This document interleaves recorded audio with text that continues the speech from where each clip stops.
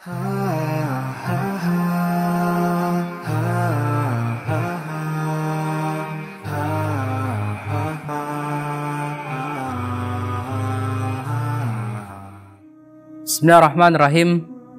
Assalamualaikum warahmatullahi wabarakatuh. Alhamdulillahi rabbil alamin. Wa bihi nasta'in ala umuri dunya waddin. Asyhadu an la ilaha illallah wa asyhadu anna Muhammadan abduhu wa rasuluh, amma ba'd.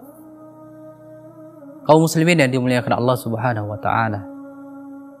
Puja dan puji syukur kita kepada Allah, Tuhan semesta alam Al-Jalla wa Jalla, yang dengan nikmatnya Allah masih memberikan begitu banyak kesempatan kepada kita. Begitu banyak hal-hal yang berharga, nikmat yang kiranya nikmat-nikmat itu adalah perkara yang mungkin tidak bisa kita bayar, yang mungkin tidak bisa kita tebus. Ya, nikmat yang luar biasa. Apalagi nikmat tersebut berhubungan dengan perkara yang membahagiakan hati, membuat seseorang menjadi tenang, nyaman, bahkan dia bisa tersenyum ketika dia ditimpa musibah. Allahu Akbar.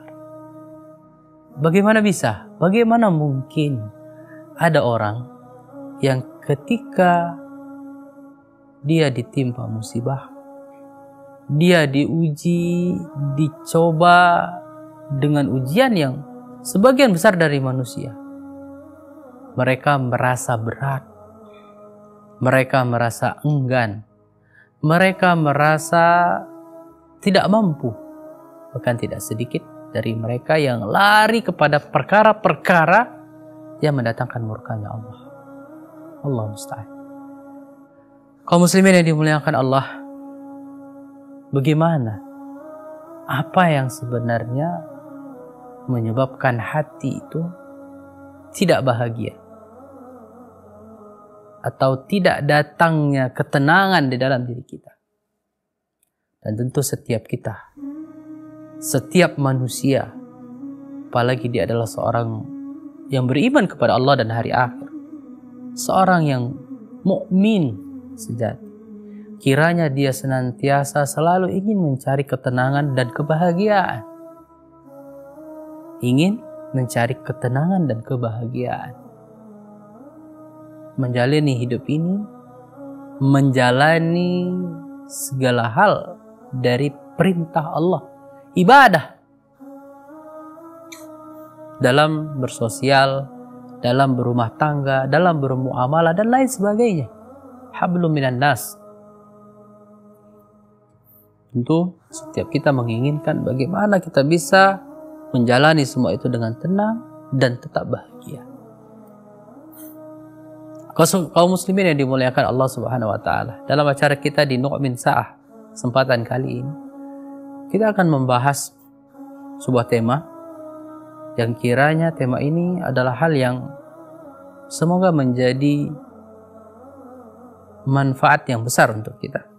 Sesuatu yang menjadi solusi bagi orang-orang yang mencari ketenangan dalam hidupnya, ketenangan dalam hatinya, kebahagiaan yang dia impikan. Banyak orang yang dia menggantungkan, dia baru bisa merasakan bahagia, dia baru tenang, dia baru merasa bahwasanya inilah tujuannya. Ketika kapan? Ketika dia gantungkan kebahagiaannya itu, ketenangannya itu pada harta. Apa yang terjadi ketika ini yang dia lakukan? Maka ketika harta itu tidak datang kepadanya, tidak bisa dia capai atau hilang darinya, maka hilang pula kebahagiaannya, hilang pula ketenangan hidupnya, sehingga dia terus bersedih, bersusah hati, tak bahagia dia. Maka amat sangat salahlah orang yang menggantungkan kebahagiaannya atau ketenangannya kepada harta. Bukankah Rasulullah SAW pernah bersabda, "Laisal ghina," bukanlah seseorang itu dia adalah orang yang kaya. Laisal ghina, bukanlah seseorang itu dianggap kaya ketika apa? Dia memiliki harta yang banyak, kemudian dia punya tanah atau punya istana dan lain sebagainya. Tidak. Bukan itu orang yang kaya sejatinya. Al-ghina ghina'un nafs. Rasulullah mengatakan, kaya itu adalah ketika seseorang bisa menguasai hatinya, nafsunya, jiwanya, kaya yang ada pada jiwanya, yang dia bisa merasakan kebahagiaan walaupun dia mungkin dapat hanya sedikit dari apa yang dia miliki dari dunianya, tapi dia bahagia.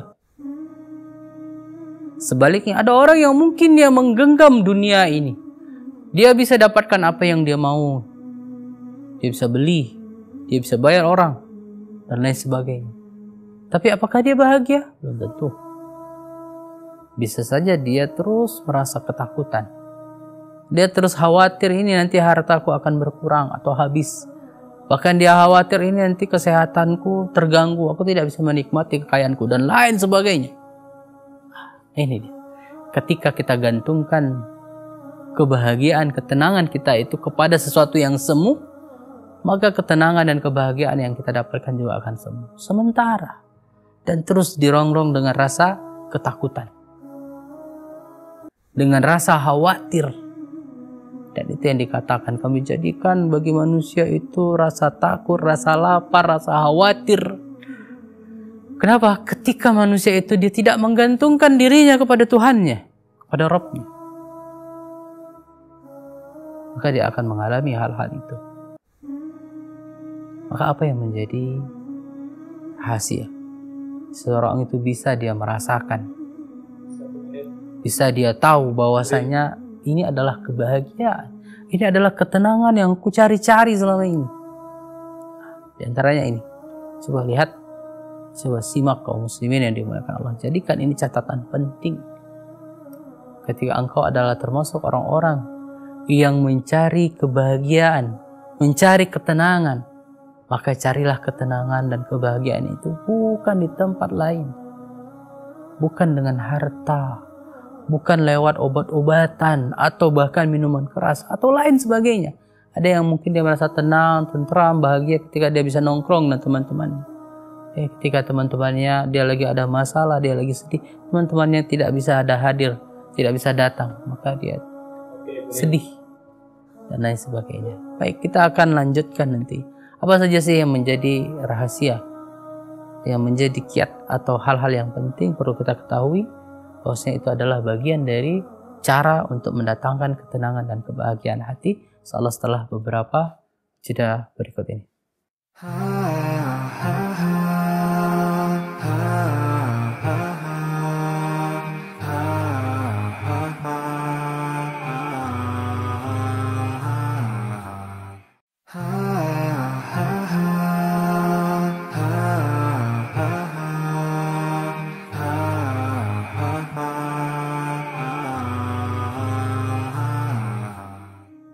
Ya baik kaum muslimin yang dimuliakan Allah Subhanahu wa taala. Kita lanjutkan kembali di Nu'min Sa'ah.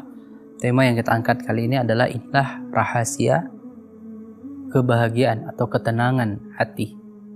Apa saja yang menjadi rahasia atau kiat untuk mendapatkan ketenangan dan kebahagiaan hati? Yang pertama adalah perbanyak zikrullah. Perbanyaklah mengingat Allah. Ada apa? Kenapa dengan perbanyak mengingat Allah itu bisa membuat kita tenang dan bahagia? Ini selaras sebagaimana Allah katakan. Allah berfirman dalam surah Ar-Ra'd ayat 28, Allah katakan, "Ala bi zikrillah tatma'innul qulub." Tidakkah dengan engkau mengingat Allah akan tenang hatimu? Akan tenang hatimu ketika engkau mengingat Allah. Ibnul Aun mengatakan apa? Seorang ulama Rabbaniyun. Dia mengatakan, zikrun nas adda wa zikrullah dawa. Dia mengatakan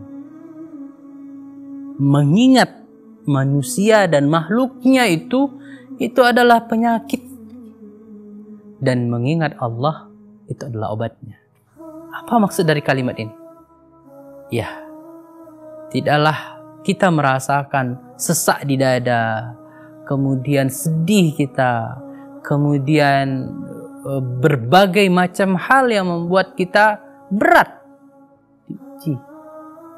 merusak kebahagiaan dan lain sebagainya. Semuanya itu bersumber karena apa? Karena kita lebih banyak mengingat dan membayangkan makhluk daripada Allah.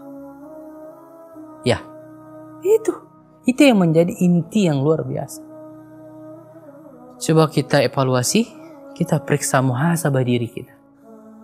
Apa yang selama ini membuat kita tidak tenang, membuat kita gelisah, membuat kita sedih, kesal, marah? Kankah itu semua adalah karena kita lupa mengingat Allah dan banyak mengingat manusia atau makhluk. Katakanlah kepada keluarga kita, kepada istri atau kepada suami. Kita kesal, kita emosi, kita marah. Itu yang merusak ketenangan dalam jiwa kita. Itu yang membuat merusak kebahagiaan kita. Tapi tatkala semua itu datang, namun kita lebih dominan mengingat Allah, apa yang terjadi? Sinilah seseorang ketika dia mengingat Allahnya lebih banyak, dia bisa tersenyum ketika masalah itu datang. Ketika badai itu menyapanya, dia bisa dengan tenang, bahkan dia bisa mengucapkan kalimat qalu inna lillahi wa inna ilaihi raji'un. Dia bisa mengatakan kalimat itu. Sebagaimana kita dapatkan kisah, mungkin Anda masih ingat bagaimana atau tahu siapa Asia itu. Asia, dia adalah istrinya Fir'aun. Kalau Anda katakan tadi, saya dapat banyak masalah dari suami saya misalnya, yang membuat saya emosi, marah, sedih gitu, kecewa sering sekali. Asia, kalau dibandingkan ya suaminya Asia dengan suami Anda, jauh. Asia suaminya adalah Fir'aun, manusia atau simbol kezoliman yang dibuat oleh manusia. Fir'aun. Bahkan saking zolimnya Fir'aun, saking tidak maunya manusia dengan Fir'aun, gak ada satupun kita dapati ada orang tua yang menamai anaknya Fir'aun. Tidak.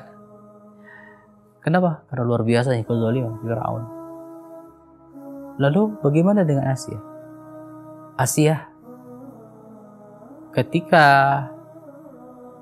dia disiksa, dizolimi oleh suaminya ini, si Fir'aun ini, apa yang dia lakukan? Dia dengan tersenyumnya. Kenapa dia bisa tersenyum ketika dia dizolimi oleh suaminya, disiksa? Karena ketika itu yang dia ingat adalah Allah. Yang dia ingat ketika itu adalah Allah. Dia ingat bagaimana janjinya Allah. Dan dia minta kepada Allah, Rabbi ja'alni, ya Allah jadikanlah untukku baitan fil jannah indak.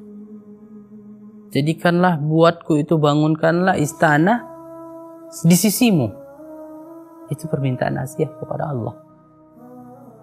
Sehingga ketika dia mengingat itu, dia lupa dengan kezoliman yang dilakukan oleh Fir'aun. Nggak dia bisa tersenyum. Ini dia ketika hati seorang mukmin itu, dia diisi dengan bizikrillah.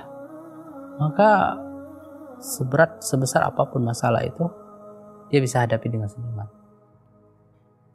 Dan ini masih banyak kisah-kisah yang luar biasa. Katakanlah dia adalah seorang sahabat Rasulullah, Bilal bin Rabah. Bilal bin Rabah, dia adalah seorang budak. Ketika dia ditangkap, diketahuan oleh Umayyah, dia telah masuk ke dalam agama Islam, dia disiksa. dia diseret dengan rantai, diarak, kemudian dijadikan mainan anak-anak seperti binatang, kemudian diseret di tengah padang pasir ya, yang badannya bertelanjang dada, dia diseret di pasir yang begitu panasnya, ditariknya, kemudian dihimpit lagi dengan batu yang besar. Dia mengatakan apa? Ahadun ahad, ahadun ahad. Itu yang keluar dari lisannya. Kenapa dia bisa seperti itu? Karena ketika dia dizolimi itu, disiksa itu, dia mengingat Allah. Luar biasa kaum muslimin. Coba bayangkan, seberapa persenkah masalah yang saat ini kita hadapi? Bagaimana sikap kita dengan masalah yang kita hadapi dibandingkan dengan mereka? Apa yang salah? Apa yang beda dengan kita dengan mereka? Yang beda adalah bagaimana kita menyikapi dan bagaimana iman itu mengisi hati-hati kita. Bagaimana hati kita itu mengingat Allah. Ketika itu ingat kepada Allah, maka terasa ringan itu salah apapun itu. Apalagi banyak sekali dalil, baik itu dari Al-Quran maupun dari hadis, yang menyatakan apa? Yang menyatakan bahwasanya la yukallifullahu nafsan illa wus'aha, atau inna ma'al usri yusra, fa inna ma'al usri yusra, inna ma'al usri yusra, atau banyak lagi dalil lainnya yang itu menenangkan hati kita. Baik kaum muslimin yang dimuliakan Allah Subhanahu wa taala, kita akan lanjutkan insyaallah setelah beberapa jeda berikut ini.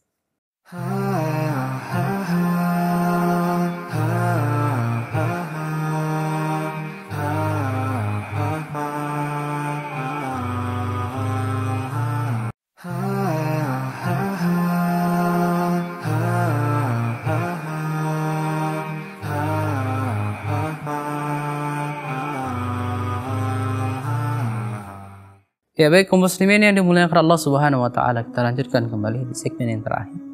Di Nu'min Sa'ah kita mengangkat tentang inilah rahasia agar hatimu tenang dan juga bahagia. Jadi kita telah membacakan poin yang pertama, yaitu dengan memperbanyak zikrullah.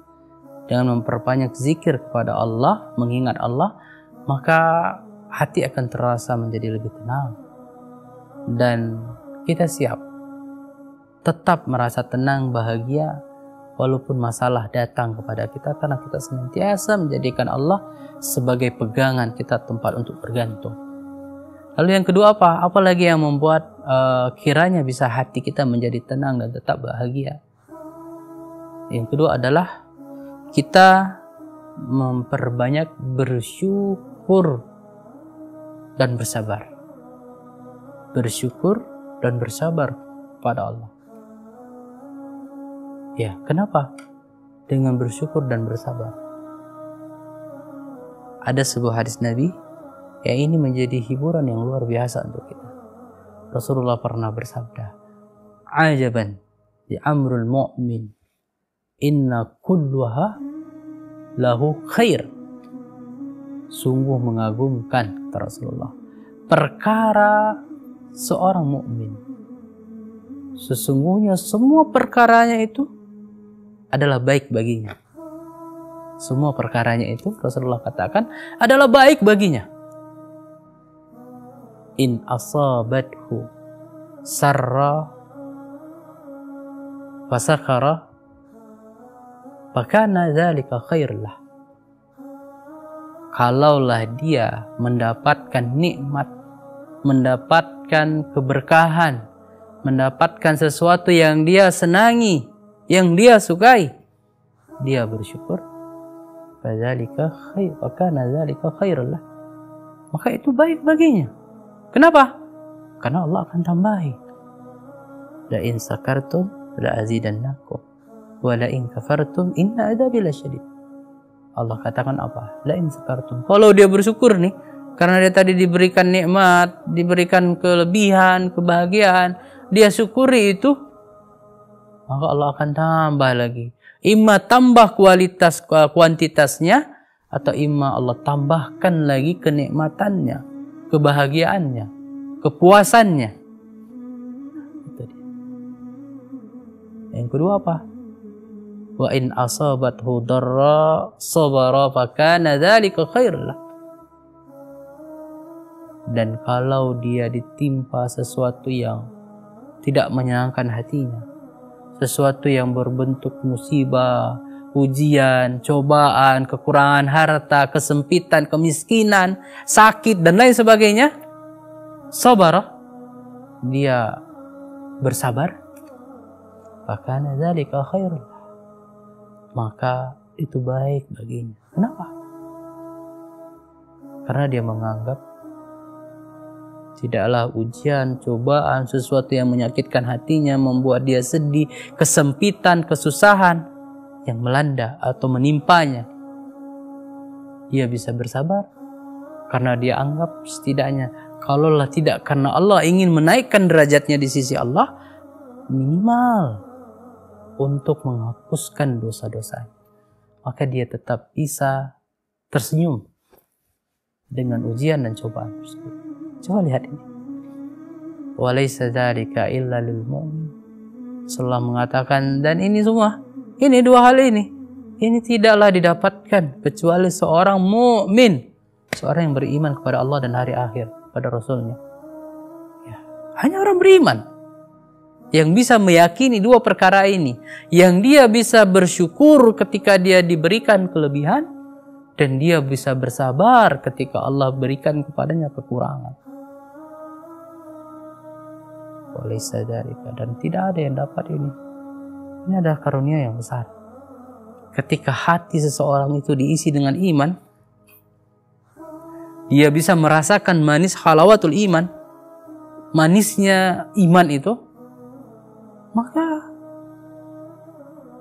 tidak ada beda bagi dia apakah Allah berikan kenikmatan atau Allah uji dia dengan cobaan. Maka ulama-ulama terdahulu, mereka ketika tidak datang kepada mereka dalam sebulan saja ujian, cobaan berbentuk musibah atau sesuatu yang membuat dia sedih, membuat dia sakit, mereka akan menangis, mereka akan khawatir, takut. Kenapa? Karena mereka khawatir jangan-jangan ini adalah bentuk istidraknya Allah. Mereka takut. Dan mereka yakin apa? Kita akan menjadi orang yang rugi. Amat sangat merugi. Kalaulah tidak Allah uji kita. Kalau tidak Allah coba kita. Kenapa? Karena mereka merasa mereka nih orang-orang yang terdahulu, yang mereka betul-betul menjalani keimanannya, beribadah luar biasa. Mereka mengatakan apa? Kalaulah tidak ada ujian dan cobaan yang Allah berikan kepada kita, kita akan menjadi orang yang rugi. Kenapa? Karena kita, atau karena amalan yang kita lakukan itu tidak sepadan dengan dosa yang kita telah kerjakan. Kenapa? Jadi mereka merasa bahwasanya ibadah yang mereka kerjakan itu tidak berimbang, tidak sebanding dengan dosa yang telah mereka miliki. Sehingga dengan ujian, dengan cobaan yang Allah timpakan, itu bisa membuat lebih tinggi atau lebih menang amalan mereka. Baik amal ibadah ataupun amalan karena sabarnya mereka ketika ditimpa musibah tersebut. Nah, kaum muslimin yang dimuliakan Allah Subhanahu wa taala, ini adalah perkara yang sudah semestinya kita tahu bersama, paham bersama.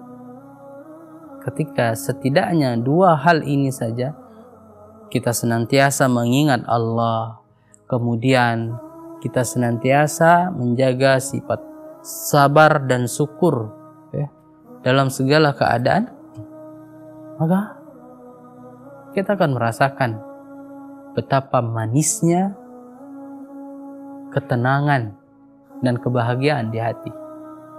Karena bahagia itu bukanlah terletak pada harta, jabatan, kekayaan, tahta, tidak. Kebahagiaan yang hakiki, kebahagiaan yang sejati, yang dia benar adanya bahagia,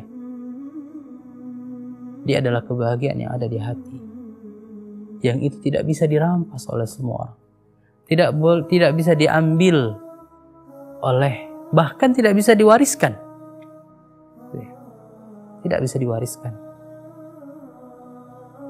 Kebahagiaan yang bisa kita upayakan sendirinya, dengan senantiasa kita menjaga keimanan, senantiasa kita isi penuhi hati kita itu dengan mengingat Allah, yang membuat kita bisa bersyukur dan bersabar. Bersyukur ketika diberi kelebihan dan bersabar ketika Allah timpakan kekurangan. Dan itu adalah hal yang tidak mudah. Hanya orang-orang yang di hatinya dipenuhi dengan imanlah yang bisa merasakan itu. Kalau kita merasakan sebaliknya, maka ada yang salah. Bisa jadi ada masalah dengan keimanan kita. Bisa jadi ketika itu iman kita sedang menurun, sedang menipis, maka lakukanlah hal-hal yang kiranya bisa menambah keimanan kita kepada Allah. Kenapa? Al-iman yazdad wa yanqus. Yazdad bit-ta'ah wa yanqus bil ma'asi. Dia bertambah dengan ketaatan dan dia berkurang dengan kemaksiatan. Semoga kiranya bermanfaat apa yang kita bahas di kesempatan kali ini. Kita tutup dengan doa kafaratul majelis. Subhanakallahumma wa bihamdika asyhadu an la ilaha illa anta astaghfiruka wa atubu ilaik. Wassalamualaikum warahmatullahi wabarakatuh.